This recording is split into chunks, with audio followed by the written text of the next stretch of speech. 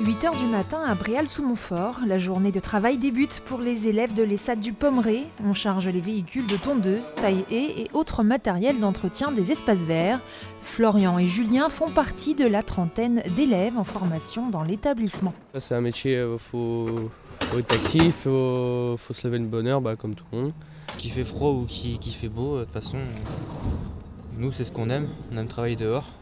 Donc, après le temps c'est vrai que ça change un peu, mais on aime ça.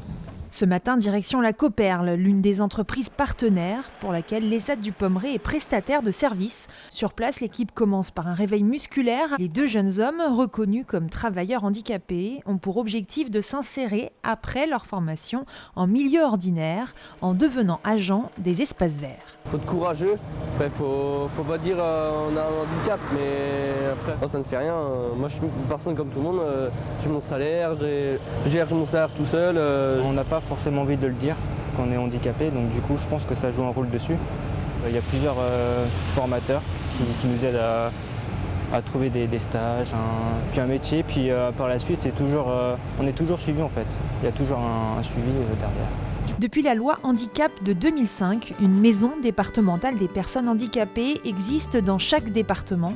C'est cette structure qui délivre les RQTH, les reconnaissances de la qualité de travailleurs handicapés. On évalue toujours une orientation professionnelle, mais cette orientation n'est pas définitive. C'est sur l'instant T, là où on étudie le dossier, là où on rencontre la personne, mais tout ça, ça peut évoluer, ça évolue aussi au rythme de la personne. Donc quelquefois, quelqu'un peut avoir une reconnaissance pendant un temps et trouver un poste adapté, et la reconnaissance, il n'en a plus besoin. Quelquefois, il en a besoin s'il veut changer de poste, et quelquefois, forcément, la reconnaissance, il l'a pour une durée indéterminée parce que malheureusement, le handicap, on sait qu'il restera là et qu'il sera toujours présent. Le département est l'un des principaux partenaires de la MDPH. 70% de ses agents sont des agents du département. Morgane travaille d'ailleurs en milieu protégé dans la structure, au service courrier. Elle est travailleuse handicapée, employée en tant que prestataire de service grâce à l'ESAT de Béton pour une durée de 4 ans renouvelable. J'aime bien ce travail-là, c'est que je prends confiance en moi-même aussi. L'ambiance est bien aussi, et puis on est en S. Il y a moins de monde, on est bien plus tranquille. Je suis moniteur justement à l'ESAT de Béton, comme nos agents. Et donc on est détaché, on est en prestation extérieure à travailler dans les locaux de la MDPH. 210 agents du département d'Ille-et-Vilaine sont en situation de handicap. Le conseil départemental répond donc à l'obligation légale fixée à 6% de travailleurs handicapés embauchés dans chaque entreprise de plus de 20 salariés. Les entreprises ne respectant pas cette obligation sont redevables d'une amende, la taxe AGFIP. Celle-ci permet notamment de financer des structures d'accompagnement à l'insertion professionnelle des personnes handicapées. Marie bénéficie de cette aide. La jeune femme souffre d'un handicap psychique qui complique son insertion professionnelle. L'association Fil Rouge, partenaire de la MDPH, l'accompagne depuis 2014 afin de mettre en place son projet professionnel. Elle travaille à présent en accueil de mairie à travers des missions ponctuelles et trouve ainsi son équilibre. Pour moi, c'est très important d'avoir un accompagnement à côté de la démarche d'emploi. C'est vraiment un travail d'équipe avec le Fil Rouge pour pouvoir mettre en place une vie professionnelle, mais sans précipiter les choses. Marie n'aurait absolument pas trouvé sa place en milieu protégé, pour autant elle avait des compétences pour travailler en milieu ordinaire et puis des capacités.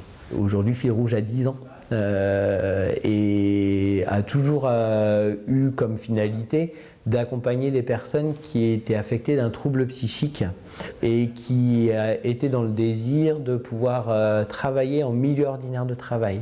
Retour à présent à l'ESAT du Pommeraye. En plus des espaces verts, l'établissement forme également des personnes en situation de handicap à travailler dans le milieu de la restauration. 4 restaurants existent comme Timiam et un food truck en plein centre-ville de Rennes pour la restauration rapide, mais aussi un restaurant d'entreprise ou encore le restaurant d'application Le Pommeraye à Bréal-sous-Montfort, dans lequel Thérèse est formée au service en salle. Table H, 5 personnes, 5 buffets suivis de 3 langues et 2 saucisses.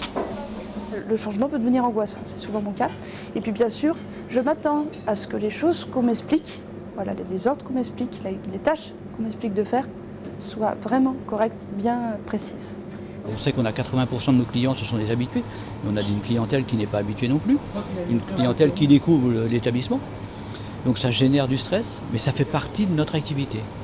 Et demain, pour les personnes qui vont sortir, elles vont se retrouver confrontées à ce même état d'esprit professionnel, quoi. Pendant que l'on regardera les personnes en situation de handicap comme des handicapés, en effet, elles se sentiront des handicapés.